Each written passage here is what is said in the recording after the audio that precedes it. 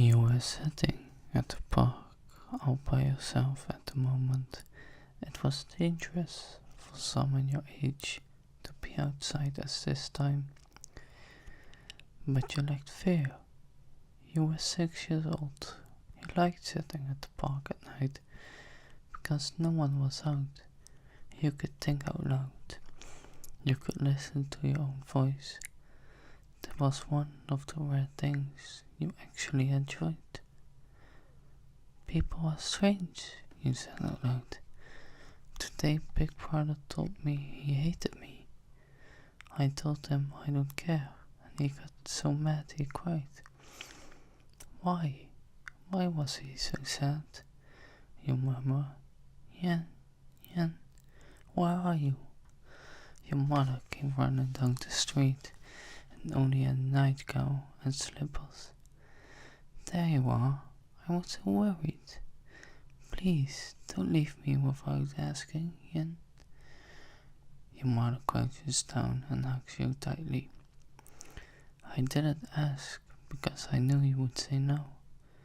You whisper softly, hugging her back. Of course I would.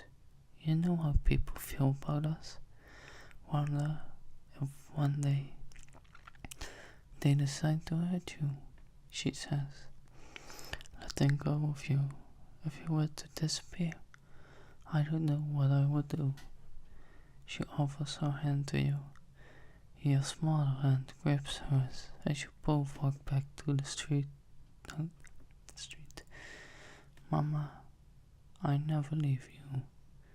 Despite being so empty, you did feel love, but it was limited to only one person. You love your mother. She was the only person that's actually seen you smile. Of course, it wasn't a real smile. You didn't see the purpose in smiling. But she told you once that you would look even more beautiful if you smiled more. She was very dear to you. She's someone you would kill for. She was the one person that you could never let go of. You used to go to the park to discuss curiosity about feelings. But now, the only reason you go to the park is so you can talk to yourself about your worries. Not many people knew you had any, but you did, and they all have to do with your mother. Mama has been sleeping a lot lately. No matter how long she sleeps for, she's always tired. You look down at your shoes. Sometimes I go to sleep next to her. She says she has good dreams when I'm in the room. But even when I'm in the room with her, I can still hear her crying in her sleep. She's been crying a lot lately. Why is she so sad? You say. Your facial expressions remain the same. I don't know, says a deep voice. It was silky smooth and was dripping with curiosity. You feel a presence next to you, but you don't bother looking to see who or what's there. Who are you? You say softly. No one too bad, I assure you, he chuckles.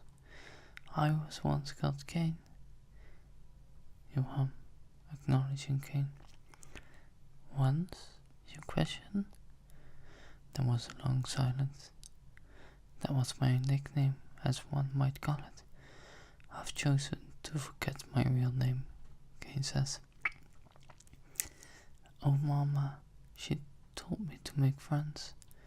You say to yourself, say, it's Cain. Would you like to be my friend? Your friend? Asked Cain. You turn to look at the tall, hooded figure hidden in the shadows.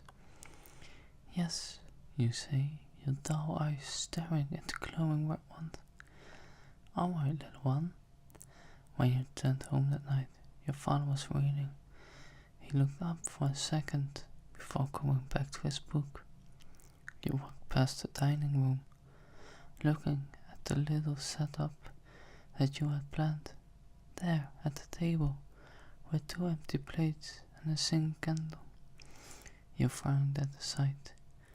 You walked upstairs and headed to your mother's room. She didn't sleep in the same room as father anymore. In your eyes, your father didn't deserve her. He was trash compared to her, and she was an angel compared to him. But even so, your mother desired his attention. She wanted to be his, and she wanted his affections. You opened the door carefully, tiptoeing closer and closer to her bed. "You're late," says mother tiredly, her eyes still closed. "You were asleep when I came up here earlier," you say, stroking her hair. "I didn't want to wake you up." "I wish you did." Tears fell from your mother's eyes. "I'll make it up to you, Mama. I'm sorry I missed our date. Let's try again tomorrow," you say softly, wiping the tears from her voice. "Remember to put on something pretty." In the morning you got up and started cooking. Your mother never got help from the servants. The servants were great people, but they were ordered not to help you or your mother. Your mother was your only means of food for a while, until she started to get sick. You learned how to cook and prepare food in her place, so she could sleep. You put together a nice tray of fruits, small sliced pieces of cheese and ham, for some mini cracker sandwiches, and you baked mini apple tarts that you learned how to make from a cookbook, and put it all in a big picnic basket. You left the basket by the front door. You got some clothing from your bedroom and changed into a spring dress with matching shoes. You brush your hair, brush your teeth, and you put on some cheap body glitter that your mother had bought for you last year. You treasured it because she gave it to you, and it was the first gift you ever received. You knock on your mother's bedroom door. "Mother, are you ready?" you say. The door opens to show your mother a dress very similar to yours. "Oh dear, we match. I suppose I should go." "No, I think you look lovely just like that," you say, grabbing her hand and leading her down into the main hall. You didn't really find things beautiful. You didn't know how to identify if something was pretty, but you liked looking at your mother, so you assumed that anything she liked was the definition of attractive. You walked up to the front door, letting go of her hand to grab the picnic basket and open the door. The picnic was the last time you ever seen your mother smile, and it's going to be like that for a long time.